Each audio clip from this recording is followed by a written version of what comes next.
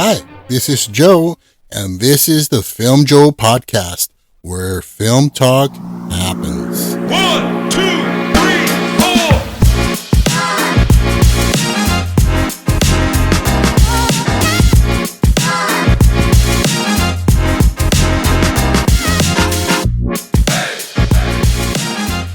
Hi, I'm Joe, your host, and I'm here with Carlos. Hi, guys. And welcome to the podcast where we talk about films, filmmakers, trends, the good, the bad, and the not so bad, all in the spirit for the love of film.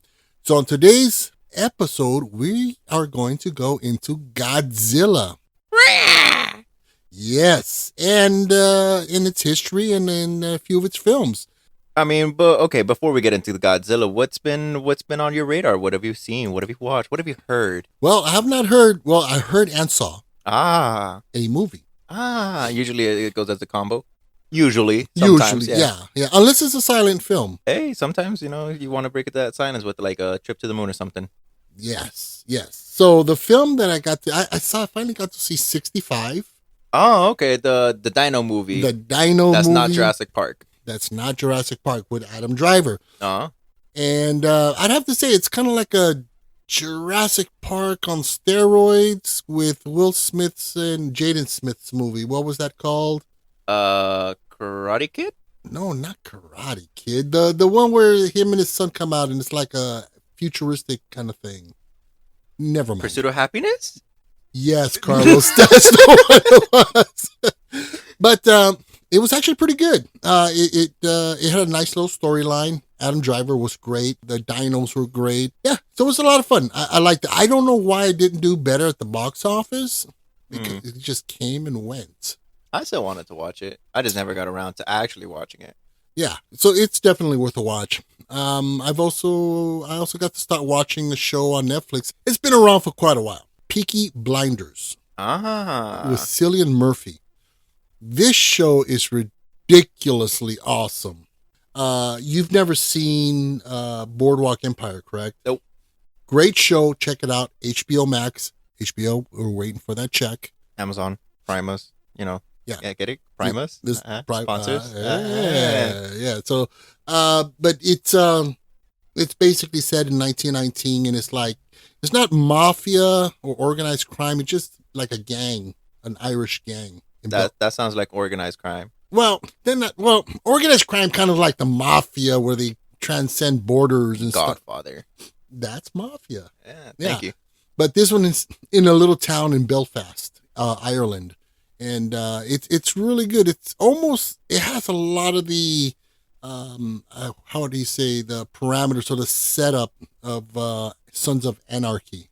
Oh, I love Sons of Anarchy. Yeah, and you see how that was more like a gang. Yeah, that was for sure a gang. But it's based in family, and that's what does for family. What a family. Yeah, pound the chest. But it's really good. I highly recommend it. I would recommend a double back to back of this series of this one and Boardwalk Empire. Great production value, great acting, amazing writing, good stuff. And huzzah. Yeah, so that's basically what's been occupying my time recently. So what about yourself? I actually went to go watch the Super Mario movie. And how was that? I really enjoyed it. Here's the thing. You're not going for a very well-developed plot with well-developed characters and all of this and all of that. You're going to see Super Mario. Okay. And Bowser and Luigi and Peach and Donkey Kong. All right. The movie very much had a lot of like promotionals for the games. Subtly, not, oh, here's a new game coming out. Buy it 2024. But if you play the games, you see where everything, kind of fits into the movie. Like they're doing Mario Kart at one point. Oh, nice. And there was one scene where Donkey Kong is throwing barrels at Mario, like the OG. Donkey Kong game. Yeah, that's awesome. And there was a quick little snippet of a reporter that looked like the girl from the original Donkey Kong games. Oh. Do you remember who I'm talking? I think she's a brunette with a red dress or something like that.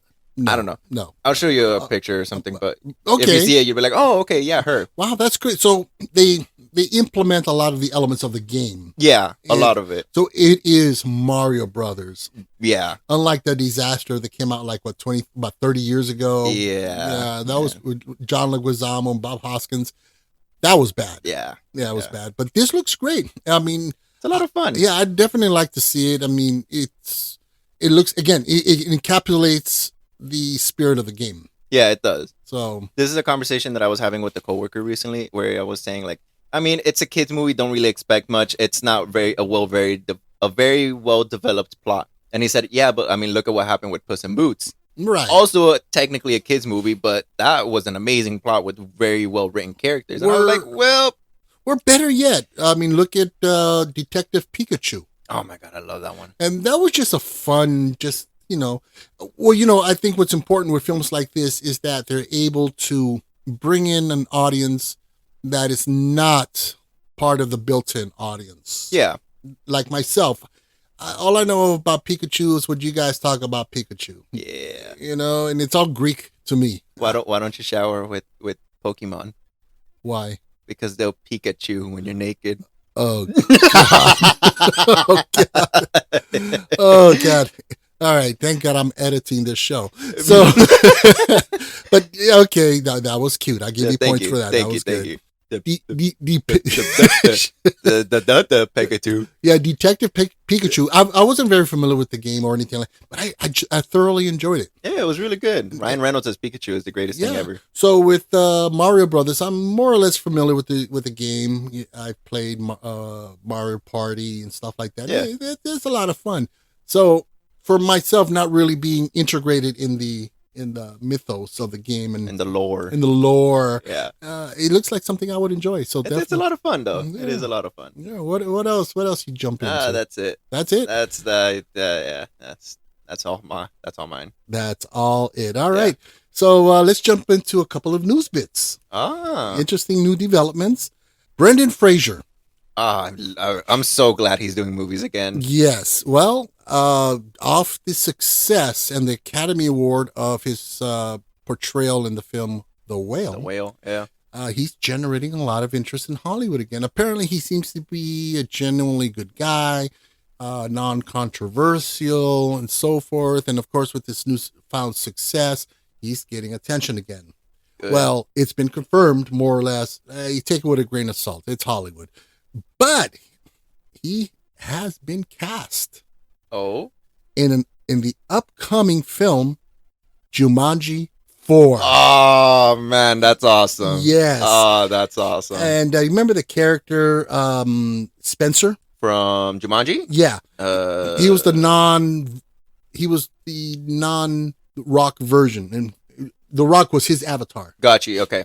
He plays his father. Interesting. Okay, all right. Yeah.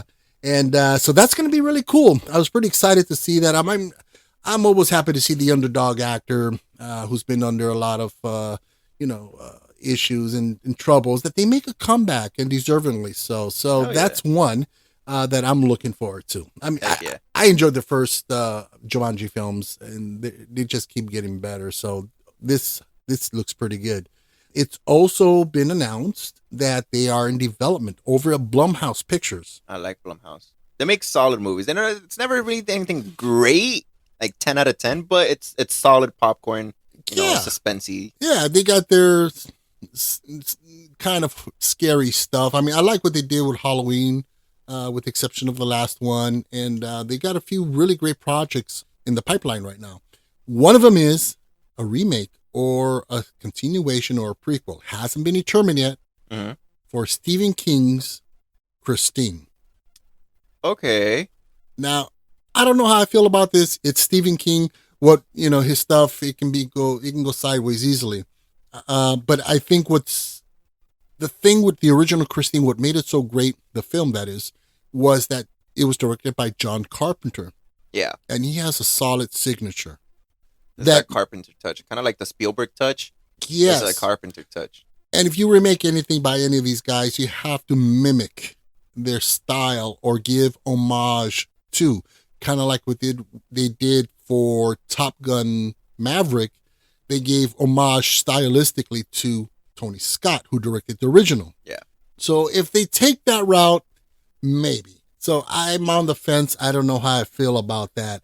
Also, do you remember film Heat with Robert De Niro and Al Pacino, the bank heist movie with Val Kilmer, the famous downtown shootout? Mm-hmm. Well, I've never seen it, but I know of it. Oh, you have to watch this, and if you get a chance, watch it in 5.1 surround or 7.1, because the shootout scene is bonkers.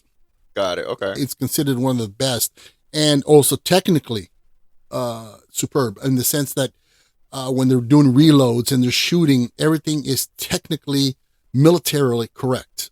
Oh, okay. So they had like a technical advisor on set? Yes. Okay. And in some branches, I've heard that they show you when you're in a shootout, this is what you do. And they use this film as an example. Oh, trip out. Okay. It's great. So watch it. Trust me, you won't be disappointed. And it has an amazing scene with Al Pacino and Robert De Niro face to face. Oh, okay. All right. Really, really good. And so the original film, it came out in 1995, and it was directed by Michael Mann. He also did Miami Vice the series and stuff like that. Well, they're going to do a new film. It's a prequel to Heat. Okay. And it was a novel that was recently purchased. It was recently published, and I think it was like back in August, and it hit #1 on the bestseller list. Of course. And Hollywood takes note and go, well, we're going to do a sequel. It's actually a prequel. And the part that Robert De Niro plays in the original, he's the head bank robber. Right. It's going to be played by Adam Driver. Oh, sold. Yes. So he's going to play a younger version of him. So that's exciting. I'm cool with that. And the final bit of news is straight out of Star Wars Celebration Europe. Daisy Ridley is set to reprise her role as Rey in a new Star Wars film. Okay. And it has to do with the Jedi Order, taking place like 10, 15 years after Rise of Skywalker. I don't know. Okay, listen, I'm not overly excited for it. I'll watch it, but I'm not too excited for, I don't know, the whole Rey's character. Well, I think I feel like she was genuinely misused in the storyline. I mean, it's contingent upon the script. Yeah. And the director. I don't care who directs it. As long as they're a good director and they have a good direction. Direction. That's the director. The director directs. They direct direction. Yeah.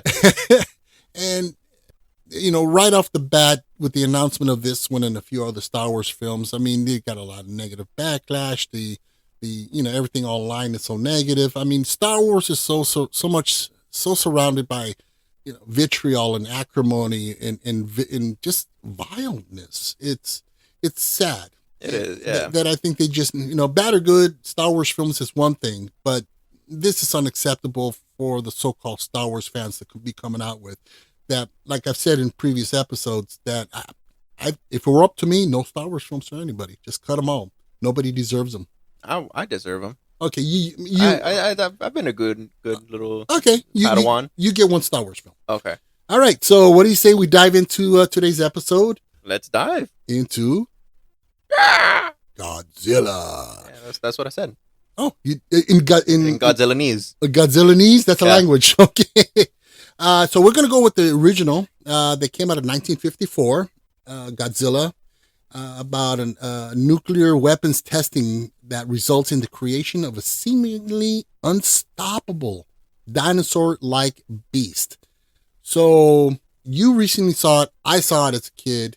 I always loved it. What you think? I liked it, man. Being able to see especially for 1954, 54, the effects that they did back then. I mean, granted, you look at it and you're like, oh, okay, that's a model, that's a miniature. Yeah, I don't care. It's a guy in a suit. It's a guy in a suit and it looks super rubbery, but I'm there to watch quote unquote villages get destroyed. Well, the whole gist of these kind of films, it's not so much the special effects or the hokiness of them, but it's about the storyline. It's about the characters. It's about the plot. And this one had had really great political subtext. Oh yeah. It had what was it, about 10 years since the 9 No. 40. Well, it was 1944 that the bombs were dropped on Nagasaki and Hiroshima. Yeah. So this whole thing of nuclear weapons was it was yeah, active. It was a hot topic. Yeah. And so this is what their way of dealing with it and making a commentary about it. And in fact, one of the characters, I don't remember her name, but she was kind of like one of the main leads. She was saying how she barely escaped from Hiroshima. Wow. And I was like, oh, okay. Yeah, it's pretty heavy stuff. I mean, yeah, it's nothing to play down. Right. I mean, to me, watching it as a kid, it was just like, wow. And, in watching it, you just recently rewatched it, or you watched it for the first time. Rewatched it. Oh, this your second time? Yeah. It's a great freaking movie. I like this, man. I mean, I like a good kaiju movie. Oh, it's amazing. And you get to see the genesis. And you got to see the correct version. Yeah. Because there's two versions of this film. The first one obviously was released in 1954. And off the back of its popularity in box office, Jewel Enterprises, a distribution company out here in the States, they picked up the rights to distribute it out here in 1956. Now, the original title for Godzilla was? Gorilla?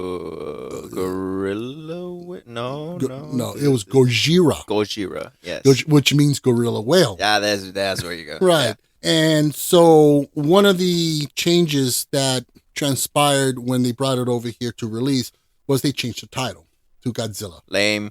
Yeah, I think Gojira sounds Gojira sounds badass. Yeah. Like, who's coming? Gojira. It hits you.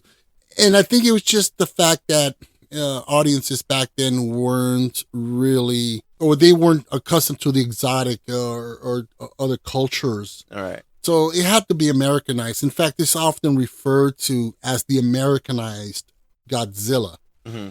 And, they did several changes. One was they toned down, or they pretty much gutted and took out most of the political subtext. I mean, that's kind of like one of the main driving points for it. That's the point of it. So they extracted that. They put in an American actor. They filmed scenes of him, and they integrated it, through editing, right, into the film. Yeah, and it's kind of like you could tell. You even have lookalikes of the Japanese actors from the original film show up when he's talking to them. Right. So they even go that route. Oh, Jesus. And of course they changed the title. And bottom line, it was a huge, huge hit here in the States. I mean, in the 50s, the monster movie was already very prevalent in American cinema. This took it to a new level. And, but I mean, for rightfully so, people like a good monster, man. Yeah. But I guess, the name stuck, and Toho Studios, which we'll discuss a little later, who created Godzilla, they said, okay, we'll call it Godzilla. And it worked. And almost 70 years later, it's still Godzilla. It's still Godzilla. It's pretty freaking amazing. So the next film we're going to go with is Godzilla versus Mecha-Godzilla, which came out in 1974.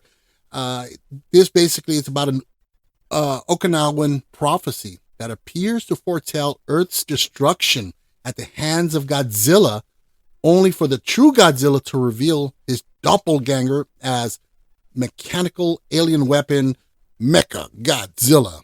Hell yeah. Now, this was the first ever appearance of this iconic villain. I mean, the Godzilla universe has had tons of iconic villains. Rhodan, Hydra.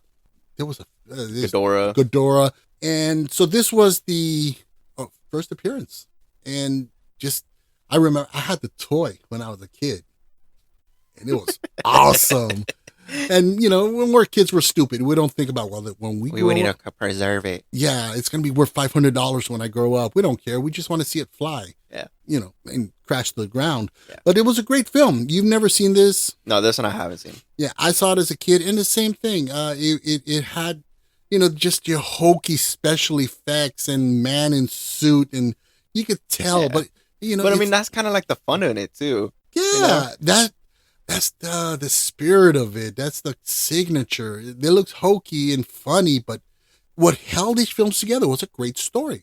Absolutely. And very dramatic.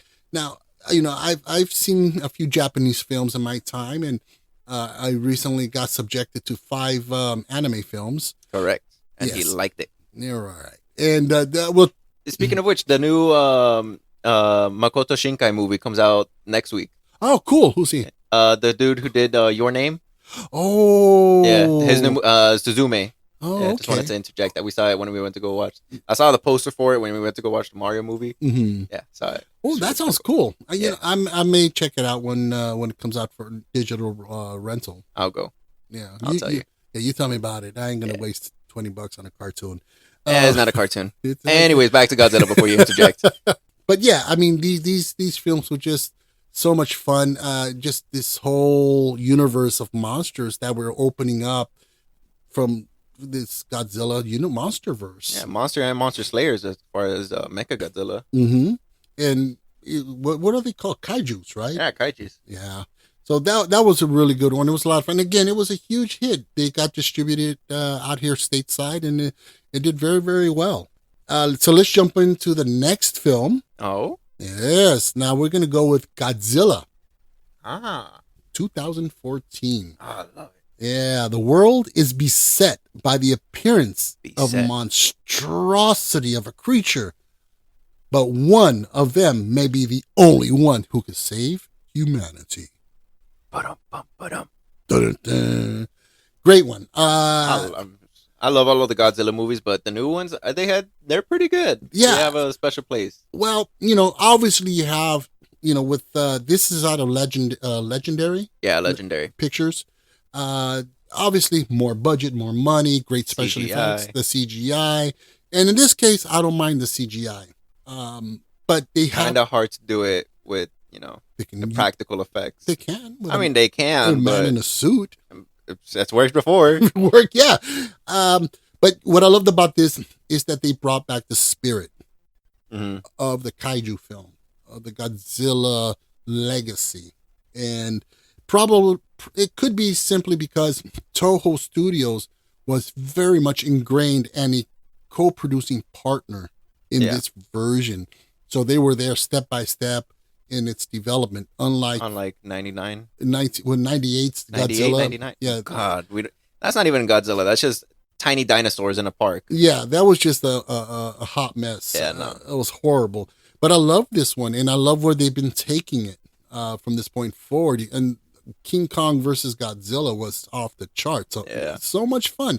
Great popcorn fun. And I think it took it back towards where the Godzilla universe should be.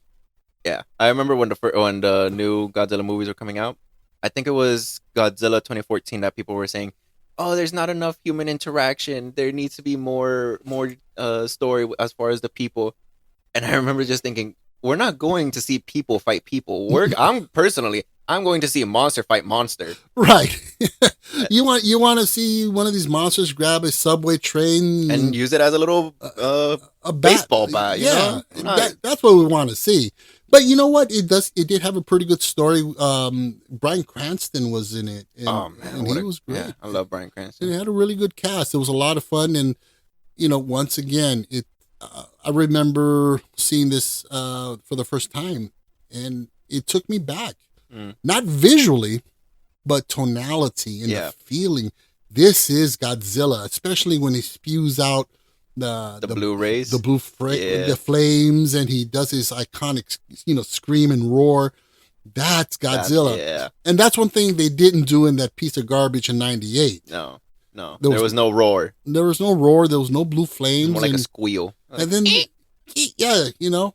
didn't dig it. But this was great. And I think it kind of, for the American Godzilla, it gives it a new direction and a new future that, we're going to see. There's another one coming out next year, by the way.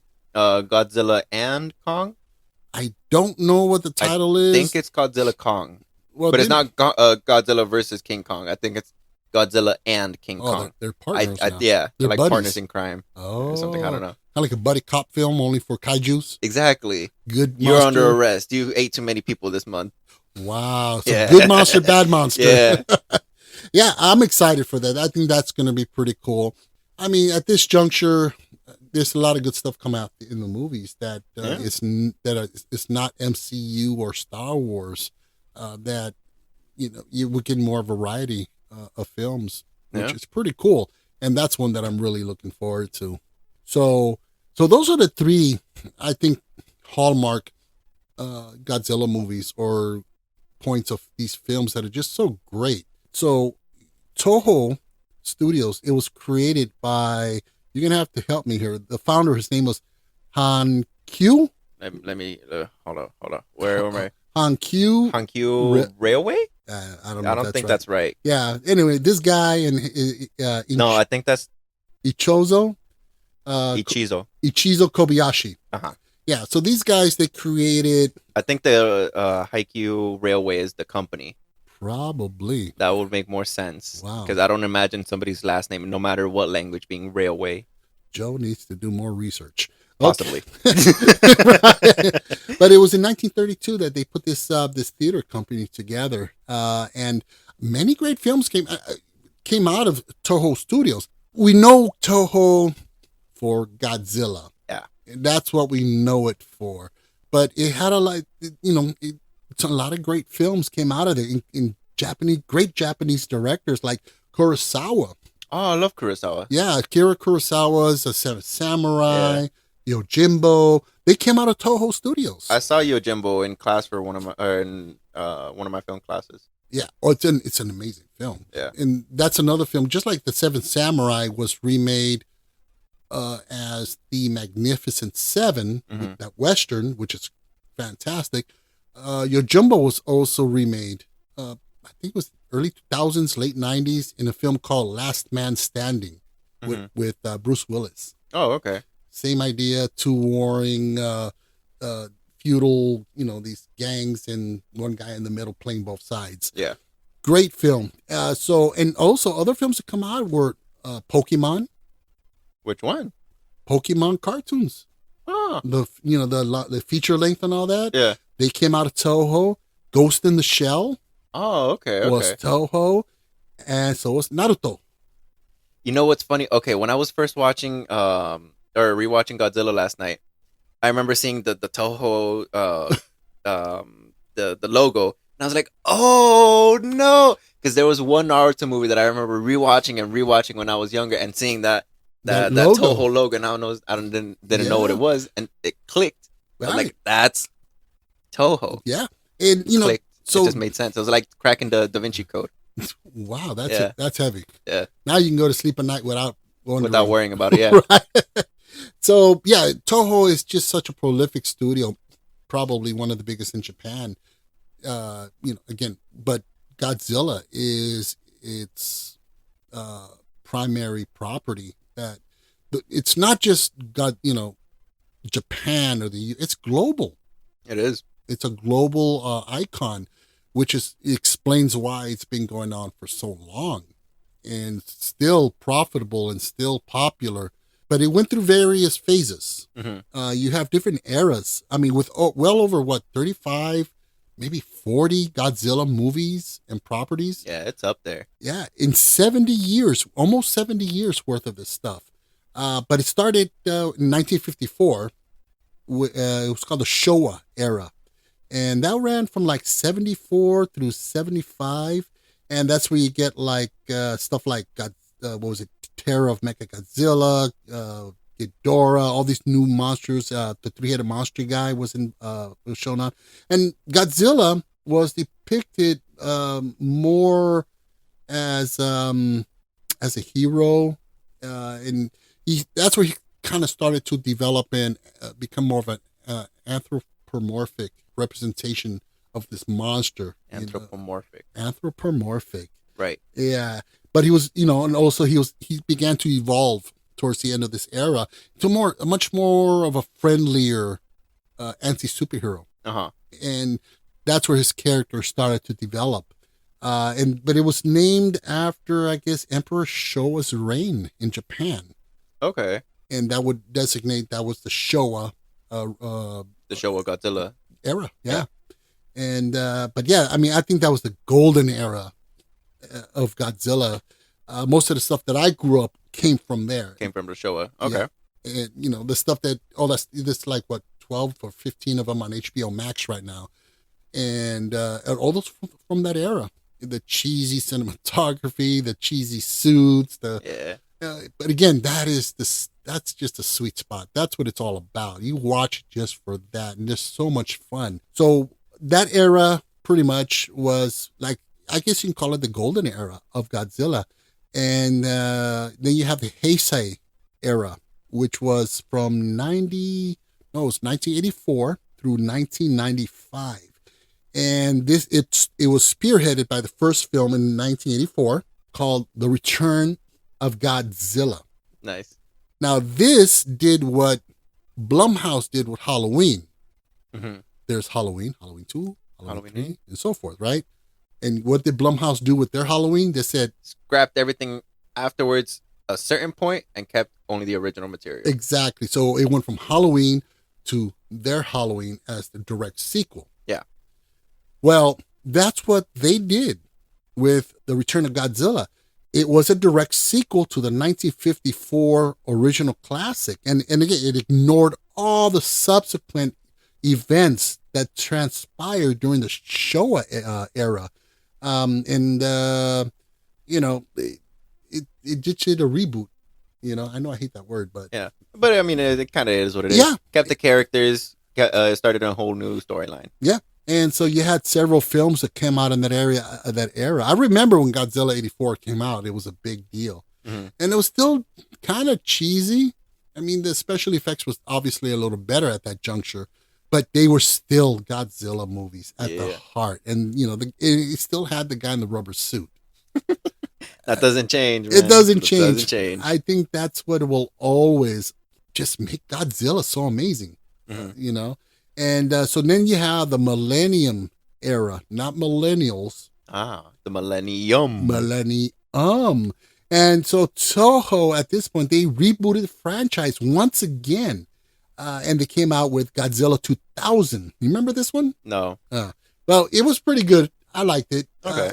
It's still, again, it was Godzilla. It was a lot of fun. It had, what they did during the Millennium era was... they weren't, because the original Godzilla films, they were kind of connected story-wise. Okay. But in this one, they were, they decided they went more with an anthology format where each film was kind of a standalone on its own without having to, worry about the previous, mm-hmm. About what happened in the last one. Versus, right. So, and that was pretty cool. There was a few good ones. It was, what was it? Godzilla, Tokyo SOS. Yeah, they were pretty cool. And so that was the next iteration of the Godzilla universe.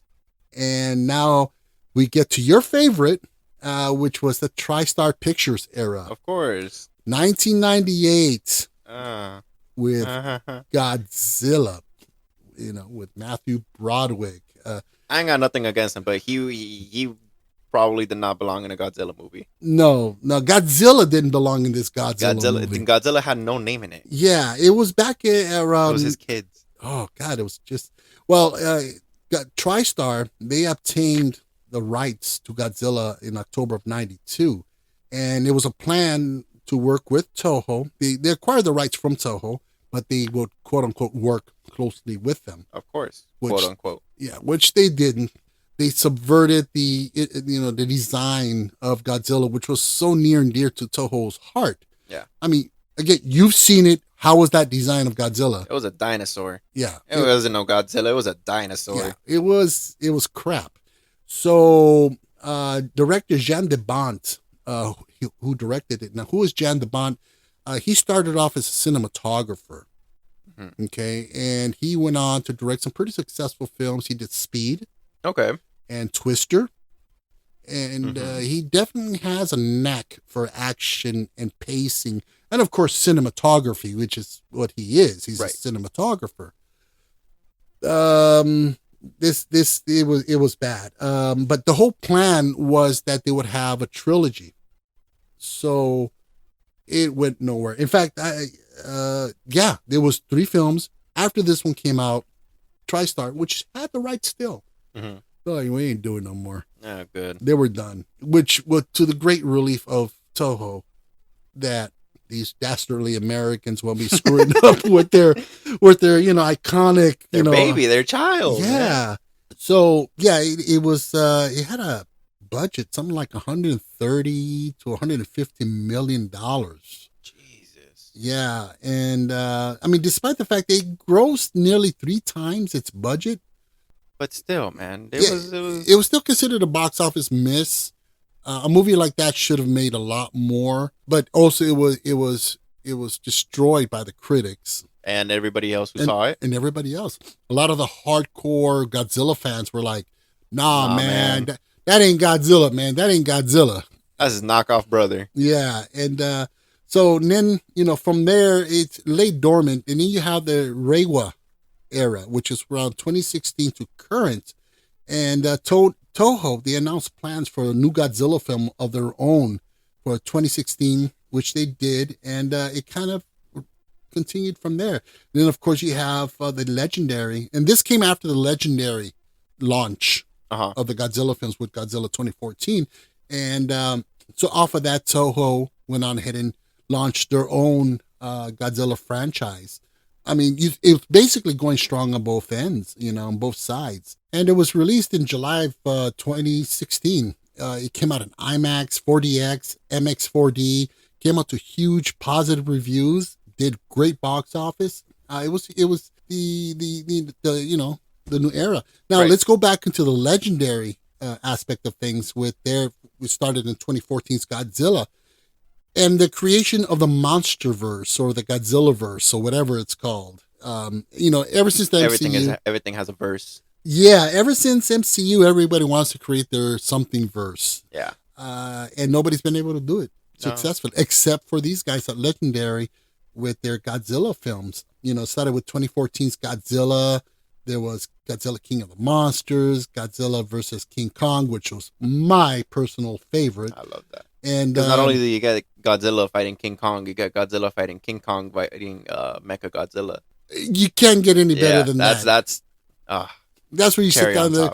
Yeah, you're watching this, and you're going, thank you, Lord. This is what I've been wanting. Yeah. Oh, it's just fantastic. So right now, I mean, you have Toho doing their thing and Toho working with Legendary, and doesn't look like Godzilla's going anywhere, anytime soon. It's hopefully not. Yeah, I mean, it's been around, like I said earlier, for almost 70 years with almost, over 35 films, and has become one of the most globally iconic characters in cinematic history. And of course, we got the new film coming out of the Monsterverse in 2024. Definitely the Godzilla legacy and legend will continue. Yeah, easily. No question about it. Just because it's a huge title, people love it, and they're just going to keep on making them. Oh, yeah. Love them. And, and to me, personally, the guy in the rubber suit will always be my favorite. Mm-hmm. Mm-hmm. All right. So what do you say we start winding this bad boy down? Winding down. All right. Any last words from you? Godzilla reigns above all. That's what I say. I agree. So we hope you've enjoyed our show, and we hope you will join us next week for an all-new episode. So please help to support the podcast by giving us a nice 5-star review. Another way you can support the pod is simply to subscribe and follow us on Spotify, Amazon, iHeartRadio, good job, Deezer, Audible, Boomplay, or wherever you get your podcast fix. Also, don't forget to check out our Facebook group page where we drop our trailer or promo for the upcoming episodes. Check us out on Twitter, Instagram, TikTok, and our YouTube channel where we also have our full episodes available as well. All these links, they're in our show notes, so please check them out. We greatly appreciate it. We appreciate you listening, and we thank you for your support. You can also contact us directly by email to thefilmjoepod@gmail.com. We'd love to hear from you. Give us some feedback, complaints, commentary. There we go. But again, we thank you so much for listening. And so that about wraps it up for us. I'm Joe. I'm Carlos. And this is the Filmjoe Podcast, where film talk happens.